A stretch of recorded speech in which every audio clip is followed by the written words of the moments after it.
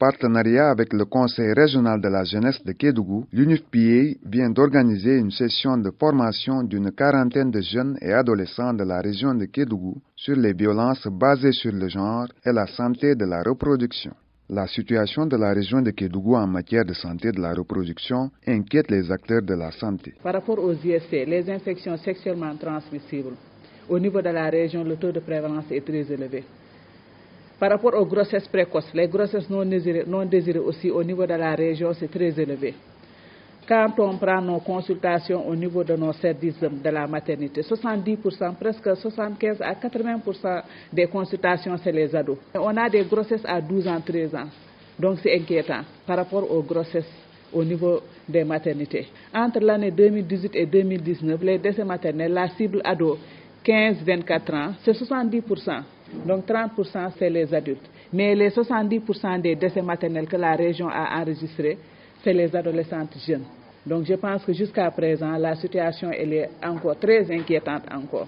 La sexualité est de plus en plus banalisée chez les adolescents et jeunes. Les technologies de l'information et de la communication sont sur le banc des accusés. C'est une surinformation qui fait que des fois, les jeunes sont tellement éveillés qu'ils ont envie de toucher à tout. Ils ont envie de découvrir tout, sans pour autant voir les effets de chaque chose.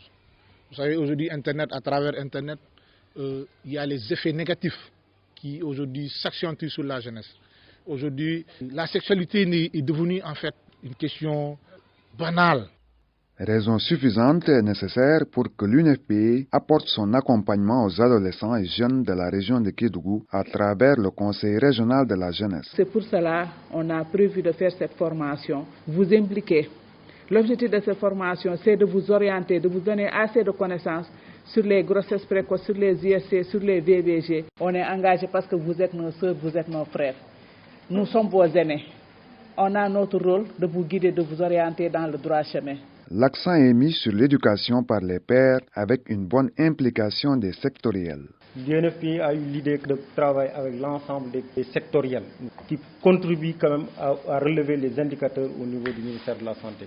La santé sexuelle et reproductive est un sujet tabou et nous les jeunes, nous sommes les plus exposés et les plus vulnérables. Et l'idée du ministère de la Jeunesse, c'est de prôner l'éducation par les pairs. Et cette éducation par les pairs a apporté énormément de résultats. Cet atelier de renforcement de capacité des adolescents et jeunes est organisé suivant une vision claire de l'UNFPA. Cette session de formation est éminemment importante, d'autant plus que les jeunes constituent un pilier fondamental dans ce que l'UNFPA cherche à réaliser. Parce que la vision de l'UNFPA, c'est quoi? C'est créer un monde où chaque grossesse est désirée. Chaque accouchement est sans danger, mais le potentiel de chaque jeune est réalisé. Mais on ne peut pas réaliser le potentiel des jeunes si ces derniers ne sont pas en bonne santé. Le voile sera levé sur toutes les questions taboues pour une meilleure préparation des activités de terrain. Vous aurez quand même toutes les informations pour permettre quand même à d'autres jeunes qui ne sont pas là quand même d'avoir l'information vraie et juste. Donc là, cette question est très sensible. Mais nous sommes des jeunes, il n'y a pas de tabou chez nous, ici au centre conseil.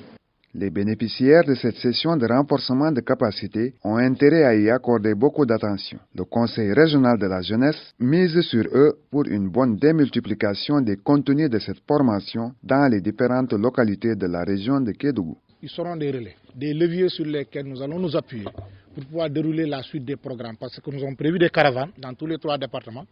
Nous avons aussi prévu d'organiser une grande activité qui est la Journée internationale de la jeune fille. Et ce sont ces jeunes-là, ce sont ces relais qui ont été formés, qui se chargeront de sensibiliser, de dérouler les activités prévues à cet effet.